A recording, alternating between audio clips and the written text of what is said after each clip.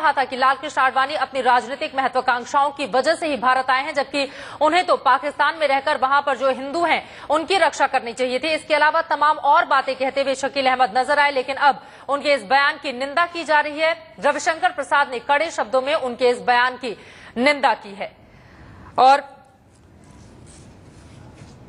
आपको बता दें, इन सब के बीच एक बड़ी खबर इस वक्त आ रही है राजनाथ सिंह से। फिर जब ये सवाल पूछा गया कि कौन होगा प्रधानमंत्री पद का उम्मीदवार, उस पर वो बचते हुए नजर आए, लेकिन अपने नेताओं से ये कह दिया कि दरअसल आप बयानबाजी भी कम करें। बीजेपी नेताओं से बीजेपी के अध्यक्ष ने ये कहा है कि बयानबाजी से बचे नेता। आपको बता दें कि लगातार अलग अलग नेताओं की ओर से जो बयानबाजी की जाती है, उससे कहीं न कहीं एक गलत मैसेज जनता के बीच जाता है। बीजेपी में आखिर चल क्या रहा है और बीजेपी के अंदर क्या गुटबाजी भी देखी जा रही है, क्योंकि कई ऐसे मामले हैं जिनमें बीजेपी के बड़े नेताओं की ओर से बयानबाजी की गई। चाहे राम जेठमलानी का हम जिक्र कर लें, कई ऐसे मामलों में बिल्कुल पार्टी लाइन से अलग होकर वो बयान देते हैं। इसके अलावा यशवंत सिन्हा ने भी अपने बयान को पार्टी लाइन से अलग जाकर उन्होंने साफ तौर से, चाहे वो मोदी की उम्मीदवारी का मामला हो, नितिन गडकरी का मामला हो, इस तरह के मामले को उन्होंने उठाया। शत्रुघ्न सिन्हा ने भी पार्टी लाइन से अलग जाकर कई बयान दिए हैं। फिलहाल अपने नेताओं से ये कहते हुए राजनाथ सिंह नजर आए कि बयानबाजी से बचने की कोशिश करें नेता। हालांकि उन्होंने वरिष्ठ नेता का जिक्र नहीं किया, लेकिन सभी नेताओं से ये गुजारिश की और ये कहा कि बयानबाजी से आप बचें, क्योंकि इससे भ्रम की स्थिति जनता के बीच पैदा होती है।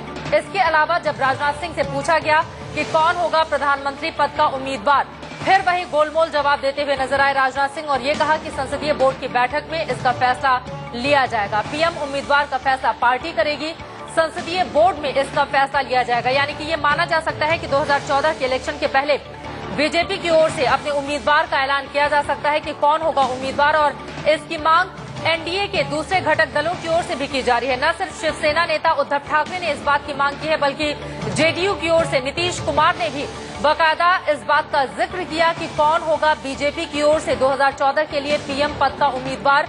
इसका ऐलान पहले ही बीजेपी की ओर से कर दिया जाए। जिस तरह से अटल बिहारी वाजपेयी के नेतृत्व में चुनाव लड़ा गया था, उसी तरह से बीजेपी ऐलान करे कि आखिर कौन होगा प्रधानमंत्री अगर एनडीए सत्ता में आती है। तो फिलहाल राजनाथ सिंह जो लोगों को संबोधित कर रहे थे, उन्होंने कहा कि नेता बयानबाजी से बचें। इसके साथ ही जब प्रधानमंत्री पद से जुड़ा सवाल उनसे पूछा गया तो कहा उन्होंने कि पार्लियामेंट्री बोर्ड की बैठक में इसका फैसला लिया जाएगा। यतेंद्र हमारे संवाददाता और ज्यादा जानकारी देंगे।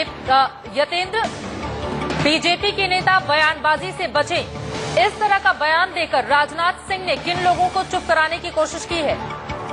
देखिए, बिल्कुल साफ है और ये शायद पहली बार ऐसा हुआ है कि जब राष्ट्रीय अध्यक्ष को खुद सामने आना पड़ा है कि जिस तरह से बीजेपी में अंतर्कलह मची हुई है सहयोगी दलों की, उन्हें धमकी तक कह सकते हैं, चेतावनी या धमकी जिस रूप में लिया जाए उस रूप में लेने के बाद बीजेपी हालांकि काफी दबाव में आ गया। और पहली बार ऐसा हुआ है कि राष्ट्रीय अध्यक्ष खुद कहना पड़ा अपने कार्यकर्ताओं, खासकर उन नेताओं को जो बार बार मोदी का नाम पीएम पद के लिए लेते हैं, उसकी वजह से आज खुद राजनाथ को सामने आना पड़ा और उनको एक स्पष्ट चेतावनी भी दी है कि वो ये उनकी पहली और अंतिम अपील है और उसके बाद वो कोई अपील नहीं करेंगे। लेकिन साफ है, अगर इसके बाद भी किसी नेता का बयान आता है तो साफ साफ कार्रवाई के संकेत यहाँ पर राजनाथ सिंह ने उन नेताओं को दे दिए जो बार बार, चाहे वो यशवंत सिन्हा हो या चाहे जेठमलानी हो या दूसरे भी नेता हो जिनका बार बार बयान पीएम पद के लिए आता है, उनको ये साफ साफ चेतावनी है एक। जी बिल्कुल, लेकिन राजनाथ सिंह के इस बयान को क्या इस रूप में भी हम ले लें, क्योंकि लगातार कहा जाता है कि बीजेपी एक लोकतांत्रिक पार्टी है, सभी को अपनी अपनी बातों को कहने का हक है, लेकिन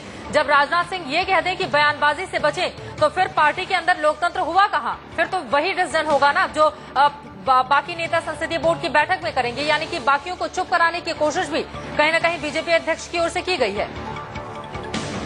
यतेंद्र, बीजेपी अध्यक्ष की तरफ से कोशिश जरूर की गई है, लेकिन ये भी एक तरह से कहा जा सकता है कि अगर पार्टी में लोकतंत्र है तो वो पार्टी फोरम पर अपनी बात कहे, ना कि मीडिया के जरिए या किसी दूसरे माध्यम से इस बात को कहे। राजनाथ का यही कहना है कि इस तरीके से जो पार्टी में गफलत पैदा हो रही है या सहयोगी दलों के बीच में एक गफलत जिस तरह से पैदा हो रही है वो नहीं होनी चाहिए। अगर पार्टी नेताओं को अपनी बात कहनी है तो पार्टी फोरम पर आकर बात करें और जो लास्ट फैसला होता है वो पार्लियामेंट्री बोर्ड करता है। और यही बोलने के लिए उन्होंने नसीहत दी है, एक तरह से कह सकते हैं चेतावनी दी अपनी पार्टी नेताओं को। चलिए, शुक्रिया यतेंद्र इस पूरी जानकारी के लिए। तो अपने बड़े नेताओं को चेतावनी दी है राजनाथ सिंह ने, कहा है कि बयानबाजी से बचे नेता। लेकिन पीएम पद का सवाल जब एक बार फिर से उनके सामने आया तो उन्होंने कहा कि संसदीय बोर्ड की बैठक में ही इस बात का फैसला लिया जाएगा।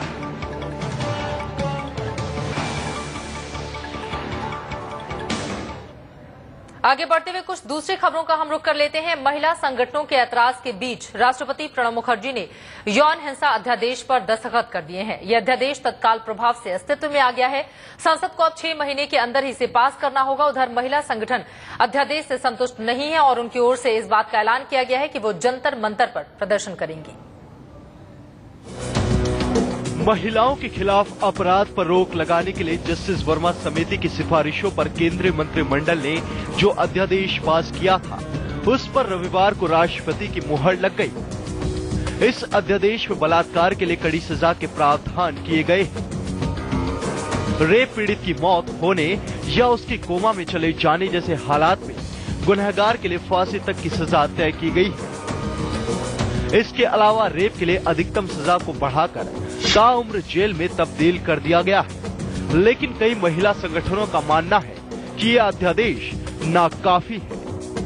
अच्छा तो होता कि पूरी बहस हो जाती। सारे मुद्दों को जो वर्मा कमीशन रिपोर्ट में उठाया गया है वो एक तरह से बहुत गंभीर मामलों को उठाया गया और जब तक सारे मसलों पे एक तरह से सहमति बना करके सारे राजनीतिक दल मिलकर के इस बात को तय नहीं करेंगे तब तक आधा अधूरा रहेगा।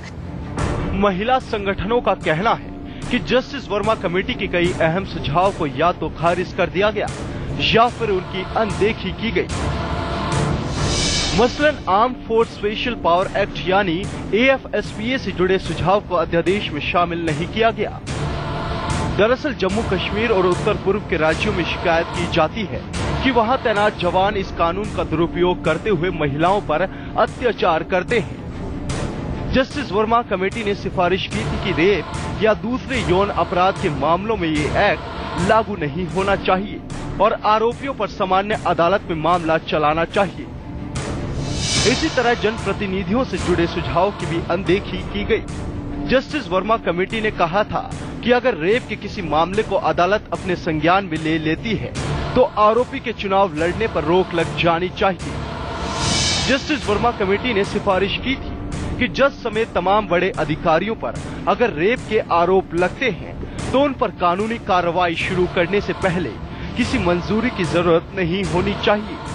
लेकिन इस सिफारिश को भी अध्यादेश में शामिल नहीं किया गया। पत्नी से रेप पर सुझाव को भी खारिज कर दिया गया। जस्टिस वर्मा कमेटी ने पत्नी के साथ रेप पर भी कड़ी सजा की सिफारिश की थी, मगर सरकार ने इसे भी इस अध्यादेश में शामिल नहीं किया। पब्लिक प्रेशर की वजह से इतनी जल्दी इन्होंने अग्री कर लिया है कि रेपिस्ट को ज्यादा से ज्यादा सजा होनी चाहिए और मुझे पर्सनली लगता है कि फांसी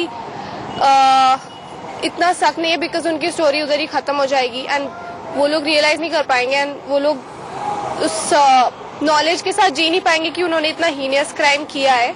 सो उनको ज्यादा से ज्यादा सजा होनी चाहिए। They should be kept in the jail for a really long time. Rules आते हैं और ये डिसीजन उन्होंने लिया है वो काफी हद तक सही है, बट मोस्ट इम्पोर्टेंट है कि वो इम्प्लाई कैसे होता है, लोग फॉलो अप कैसे करते हैं इस नए रूल के साथ, सब अडॉप्ट कैसे करते हैं इस रूल्स को और कितना इम्प्लीमेंट करते हैं अपने ऊपर, कंट्री के ऊपर, सबके साथ। मैं ऐसे ही चल